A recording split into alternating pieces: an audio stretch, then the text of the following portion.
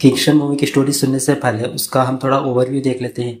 ये मूवी 1983 में तूतुकुड़ी के पास एक गांव है जिसका नाम कुवातूर है।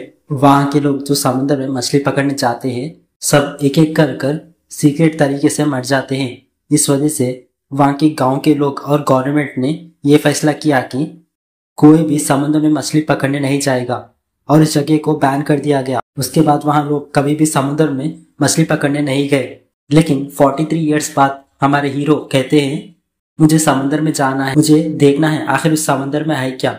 हीरो ये साबित करना चाहते हैं कि आखिर पूर्वजों की बात सच्ची है या फिर कोई कहानियां। फिल्म के शुरुआत में 1983 तूतुकुड़ी के पास के गांव कुवातूर को दिखाया जाता है। समुद्र में मछली पकड़ने जाने वाले एक एक कर मर रहे थे। ये मौत लगातार होती है, इसलिए गवर्नमेंट ने समुद्र में मछली पकड़ने पर रोक लगा दी। उसके बाद उस गांव का बुरा हाल हुआ और हमें ये भी पता चलता है कि हर महीने जवान लड़कियां एक एक कर मर रही हैं और ये बात गांव वाले नोटिस करते हैं। तो समुद्र में आखिर है क्या, ये कहकर हीरो के पापा 2009 में समुद्र जाने लगते हैं, लेकिन वो वापस जिंदा नहीं लौटते। अब हमारे हीरो 2009 में एक छोटा बच्चा है और उसके दादा उसकी देखभाल करते हैं। छोटी उम्र में ही दादा हीरो को भूतिया कहानियां सुनाते हैं और कहते हैं जब तक मैं जिंदा हूं तो समुद्र में नहीं जाएगा। छोटी उम्र में दादा हीरो को समझा देते हैं। दादा की बात सुनने की वजह से हीरो समुद्र के पास भी नहीं जाते। एक दिन छोटे बच्चों की बात सुनकर हीरो कहते हैं कि मुझे समुद्र में जाना है और अपने पापा को ढूंढना है। ये कहकर वो समुद्र में छलांग लगा देते हैं। दादा को पता चलते ही वो हीरो को बचा लेते हैं। यहाँ पर सीन कट होता है। अब हमें 2025 यानी करंट सिचुएशन दिखाया जाता है। 43 इयर्स बाद उस गांव के लोगों की हालत कैसी है वो दिखाया जाता है। एक मछुआरे के लिए मच्छी पकड़ना ही वही उसका काम है, लेकिन समुद्र के आसपास वाले लोग भूत प्रेत है समझकर वहां पर पकड़ने नहीं जाते और उनकी जिंदगी काफी ज्यादा इफेक्ट हो गई थी इन पिछले 43 सालों में। ये लोग अपनी रोजी रोटी खो चुके थे। गांव के लोग मच्छी पकड़ने नहीं जाते और पास के तूतुकुड़ी हार्बर में एक छोटी मोटी नौकरी कर अपना पेट भरते हैं। आज के दिन गांव में एक मौत होती है और वहां थॉमस सन्ना का इंट्रोडक्शन होता है। थॉमस सन्ना के बारे में बताए तो तूतुकुड़ी के हार्बर में उनके बिना समुद्र में मच्छी भी नहीं हलती। थॉमस सन्ना पूरा गांव संभालते हैं। वो गांव के सबसे बड़े आदमी हैं। हमारे हीरो भी थॉमस सन्ना के साथ काम करते हैं। जब गांव में कोई मौत होती है तो अच्छा बुरा थॉमस सन्ना ही सब देखते हैं। अब उस मौत के लिए थॉमस सन्ना ने हीरो को पैसे देकर मरने वाले फैमिली को भेजने के लिए कहा। हीरो पैसे लेकर उस फैमिली के पास जाते हैं, लेकिन हीरो कुछ देर के लिए नहीं दिखते। वो हार्बर में ताश खेल रहे हैं। हीरो को ताश खेलना बहुत पसंद है। थॉमस सन्ना के दिए हुए सारे पैसे से वो ताश खेल रहे हैं। यहाँ हमें हीरो का नाम पता चलता है जो कि किंग है। किंग जब भी खेलना शुरू करता है तो कभी नहीं हारता। यहाँ पर हीरो किंग यानी अपना खेल शुरू करता है। जीतने के बाद वो पैसा लेकर मरने वाली फैमिली के घर चले जाता है और वहां पर उन्हें दे देता है। यह हमें ये पता चलता है कि हीरो को कोई मरे उससे कोई फर्क नहीं पड़ता। हीरो को बस पैसे से मतलब है। थॉमस सन्ना के दिए हुए पैसों में हीरो 10% चुरा लेते हैं, क्योंकि हीरो एक बोट खरीदना चाहते थे और समुद्र में जाकर देखना चाहते थे कि आखिर वहां पर है क्या। हीरोइन दिव्या जब ये देखती है कि हीरो पैसे चुराते हैं तो हीरोइन हीरो पर चिल्लाती है और कहती है कि तुझे जरा भी शर्म नहीं आती, थॉमस सन्ना के दिए हुए पैसे तो ऐसे चुरा रहा है। हीरोइन दिव्या वहां पर उस पर चिल्लाती है और वहां से चली जाती है। यहाँ हमें ये पता चलता है कि हीरो हीरोइन दोनों बचपन से प्यार करते हैं और यहाँ पर सीन कट हो जाता है। अगले दिन हीरो के ग्रैंडफादर आते हैं और कहते हैं कि तू क्यों इतनी ज्यादा शराब पीकर अपनी जिंदगी बर्बाद कर रहा है, कुछ ढंग का काम क्यों नहीं करता। जब हीरो हारपुर जाता है एक लड़का उसके आसपास घूमता है। हीरो उससे पूछता है तू है कौन। लड़का कहता है कि मैं रॉबर्ट का बेटा हूँ। रॉबर्ट थॉमस का सबसे करीबी दोस्त था। थॉमस और रॉबर्ट ने साथ में काफी धंधा किया था, लेकिन एक टाइम पर रॉबर्ट ने थॉमस को धोखा देकर भाग गया था। लोग उसे चोर कहते थे। लड़का हीरो से कहता है मुझे भी काम करना है, समुद्र जाना है, मेरी बड़ी इच्छा है, मुझे अपने साथ ले लो। हीरो पहले हिचकिचाता है। उसके दोस्त कहते हैं कि ये चोर का बेटा है, इसे मत रखो, लेकिन हीरो कहता है कि अगर वो चोर का बेटा है तो क्या वो भी चोरी करेगा।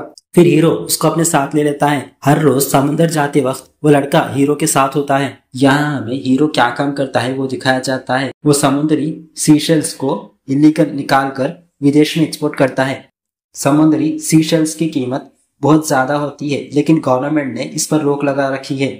फिर भी थॉमस और उसके आदमी हीरो को इस्तेमाल कर कर ये इलीगल धंधा करते हैं। एक दिन हीरो थॉमस अन्ना के पास जाता है और उस लड़के को इंट्रोड्यूस करता है। ये रॉबर्ट का बेटा है। लड़का थॉमस को देखकर डर जाता है। हीरो थॉमस अन्ना को भरोसा दिलाता है, रॉबर्ट का बेटा है, हमें पता है, लेकिन मुझ पर भरोसा रखो, इसको मेरे साथ काम करने दो। थॉमस से रिक्वेस्ट करता है। उसके बाद फिर थॉमस अन्ना उसे अलाउ कर देता है। उसके बाद हीरो उस लड़के को रोज समुद्र ले जाता है और धंधे में शामिल करता है। लड़का बहुत स्मार्ट निकलता है। हीरो को इतने दिन समुद्र में काम करने के बाद भी जो बातें नहीं पता थी, लेकिन वो लड़के को सारी चीजें पता होती है। एक दिन वो लड़का और हीरो माल बदलने जाते हैं। लड़का हीरो से कहता है कि मैं माल बदलते वक्त हर बार अलग वजन नोटिस करता हूँ। एक बार इसका वजन ज्यादा होता है, एक बार उसका वजन कम होता है। समुद्री सीशेल्स का वजन इतना ज्यादा नहीं होता। फिर कहता है कि 10 डब्बों में से 2 डब्बे में कुछ और है, एक बार खोलकर तो देखो। हीरो गुस्से में लड़के को मारता है और कहता है, थॉमस अन्ना का माल खोलने की बात कर रहा है तू। लड़का किंग से कहता है, अन्ना मुझे मारो, लेकिन एक बार खोलकर तो देखो। अगर तुम ये खोलोगे तो थॉमस अन्ना का असली चेहरा सबके सामने आएगा। मेरे पापा चोर नहीं है, ये डब्बा इसका सबूत है। हीरो लड़की की बात को नजरअंदाज करता है और उसको मारता है और वो डब्बा भी नहीं खोलता। तभी हार्बर में पुलिस आ जाती है। पुलिस कहती है कि ये लोग इलीगल धंधा कर रहे हैं और हीरो और उसके दोस्त वहां से भाग जाते हैं। भागते वक्त हीरो और उसके दोस्त दूसरी दिशा में भागते हैं, लेकिन वो लड़का समुद्र में कूदकर भागने की कोशिश करता है, लेकिन पुलिस उसे गोली मार देती है। किंग लड़के को बचाकर किनारे लाता है, लेकिन उसकी जान नहीं बचती। उसके बाद हीरो सोचता है क्या लड़की की बात सच्ची है। वो डब्बा खोलता है और देखता है कि उसमें कोकीन और नशीले पदार्थ के सामान है। ये देखकर हीरो शॉक हो जाता है।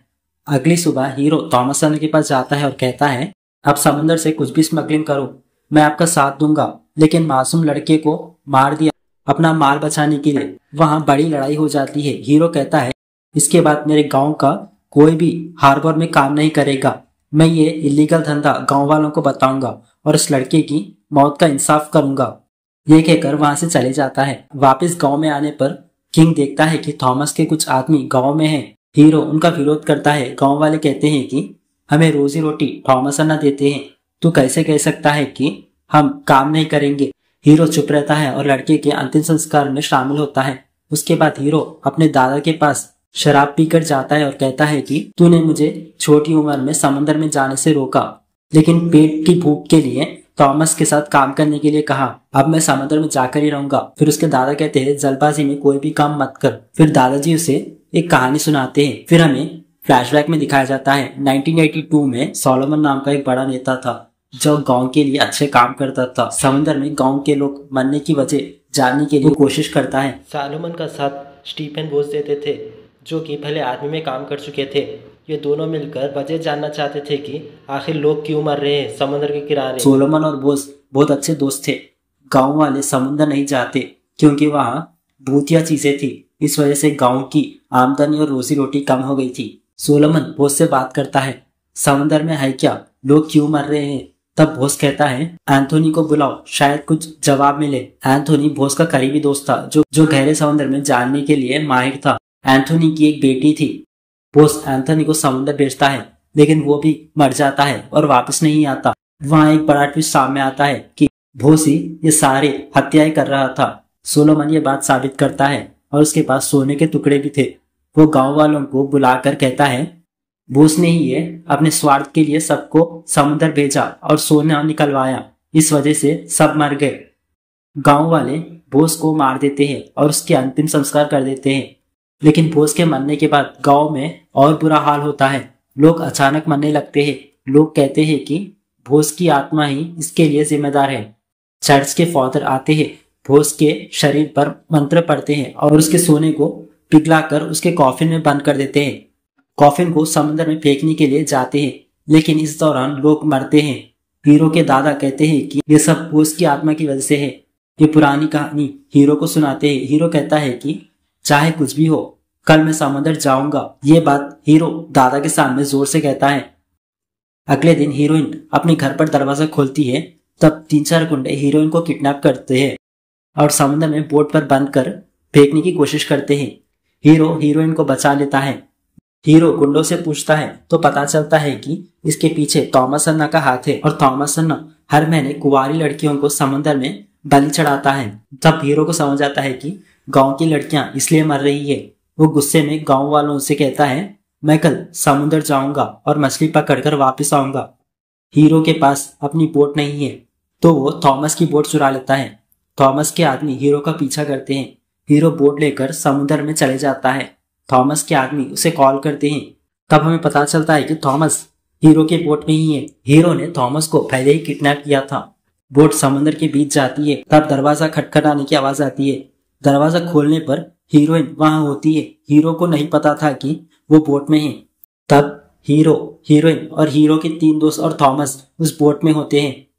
हीरो का मकसद है कि मछली पकड़कर किनारे वापस आना और गांव वालों के दिल से समुद्र का डर निकाल देना।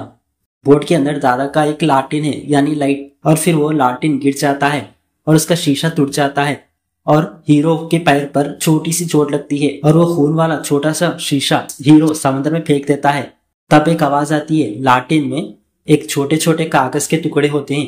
हीरो उन्हें बोट के ड्रॉर में रखता है। जैसे जैसे बोट समुद्र के बीच जाती है वहां का माहौल थोड़ा अजीब हो जाता है। बड़ी बड़ी लहरें बोट को डुबाने की कोशिश करती है। समुद्र के आसपास हड्डियां और खोपड़ियां समुद्र में तैर रही थी। ये देखकर हीरो, उसके दोस्त शॉक हो जाते हैं और सोचते हैं क्या इसलिए पूर्वज यहाँ आने से मना कर रहे थे। हीरो के दोस्त कहते हैं कि यहाँ से वापस चलते हैं, लेकिन हीरो कहता है कि हम मछली पकड़ेंगे तभी वापस जाएंगे, चाहे कुछ भी हो। एक बड़ी लहर आती है, बोट को डुबाने लगती है, लेकिन वो बच जाते हैं। बोट में एक खोपड़ी खून से लपटी हुई मिलती है। हीरो उसे समुद्र में फेंक देता है। तब 4-5 भूत यानी गोश्त बोट पर हमला करते हैं। ये भूत वही लड़कियां हैं जिनकी बलि थॉमस ने चढ़ाई थी। हीरो समझता है कि ये भूत समुद्र की रक्षा कर रहे हैं। ये देखकर हीरो और उसके दोस्त हैरान है, क्या ये सच में समुद्र को बचा रही है। तब हीरो की बोट बीच समुद्र में रुक जाती है यानी खराब हो जाती है। भूत हीरो को परेशान करती है और वो भूत जाल फंसा देते हैं। तो हीरो नीचे कूदकर फंसा हुआ लंगर निकाल देते हैं और ऊपर आते हीरो देखता है कि उसके दादा वहां पर मरे पड़े हुए हैं। हीरो को देखकर झटका लगता है। तब पता चलता है कि दादा पहले ही किनारे पर मर चुके हैं, यहाँ उनकी आत्मा है। फिर हीरो दादा का लालटेन में जो कागज था उस कागज को इकट्ठा कर कर उसे समझने की कोशिश करता है।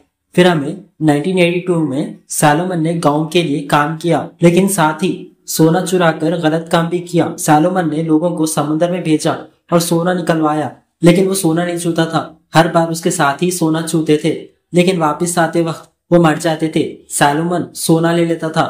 भूत की डर की वजह से समुद्र में कोई भी मछली पकड़ने के लिए तैयार नहीं था। सभी लोग वहां पर डर रहे होते हैं और कोई भी समुद्र में जाने के लिए तैयार नहीं था। फिर सैलोमन एंथोनी को पकड़ता है और एंथोनी को सोना लेने के लिए भेजता है। एंथोनी भी वहां पर मर जाता है। सैलोमन सोना ले लेता है। जब बॉस को ये बात पता चलती है तो सैलोमन भी एक प्लान बनाता है और झूठ बोलता है कि बॉस ही ये सब कर रहा है और बॉस ने ही सब लोगों को मार दिया है। ये बात हीरो को जब कागज पढ़ने पर पता चलती है, जो कि हीरो के दादा ने कागज पर लिखी है। तब हीरो को ये भी पता चलता है कि हीरो के परदादा सैलोमन थे, इसलिए हीरो के दादा को चुप रहना पड़ा। दादा ने लिखा एक दिन सच बाहर आएगा। हीरो के दादा को यह उम्मीद थी कि ये चिट्ठी कोई ना कोई पकड़ेगा, एक दिन सच जरूर सामने आएगा। अब हमें प्रेजेंट में दिखाया जाता है। आज हीरो ने सच पढ़ा और उसके मकसद थे कि बॉस का कॉफिन ढूंढना और उस कॉफिन से भूतों को रोक सकते हैं। हीरो ढूंढने जाता है, लेकिन थॉमस उसको रोकता है। हीरो और हीरोइन को भूत नहीं छूते क्योंकि उन लोगों का भूत के साथ खून का रिश्ता होता है, इसलिए भूत उन दोनों को कुछ नहीं कहता। फिर थॉमस कहता है मैं सोलोमन के साथ काम करता था, उसकी हत्या में मैं भी था, मुझे हिस्सा चाहिए था। सोलोमन ने हिस्सा नहीं दिया तो थॉमस ने उसे मार दिया। थॉमस ने बॉस और सोलोमन को कॉफिन में डाल दिया। कॉफिन में 2 लाशें हैं, बॉस और सोलोमन की। ये हीरो और हीरोइन के रिश्तेदार है, इसलिए उनको और उनके रिश्तेदारों को भूत कुछ नहीं करते। थॉमस हीरो को धमकाता है, लेकिन हीरो कॉफिन ढूंढता है। सोलोमन की रूह कहती है कि ये सोना तेरे लिए है, तो हीरो कहता है कि मुझे सोना नहीं चाहिए, मैं सब कुछ खत्म करके रहूंगा। फिर हीरो बोट मोड़ता है, भूत थॉमस को मार देता है और हीरो किसी तरह से कॉफिन ढूंढ लेता है। कॉफिन छूते ही भूत गायब हो जाते हैं, लेकिन वहां पर थॉमस मर जाता है। हीरो कॉफिन को एक जगह ले जाता है और वहां पर दफना देता है। और वहां पर श्राप खत्म हो जाता है। अब लोग मच्छी पकड़ सकते हैं। हीरो मछली पकड़कर किनारे ले आता है और लोगों को हिम्मत देता है कि अब भूत यहाँ पर नहीं है, और ऐसे फिल्म खत्म हो जाती है।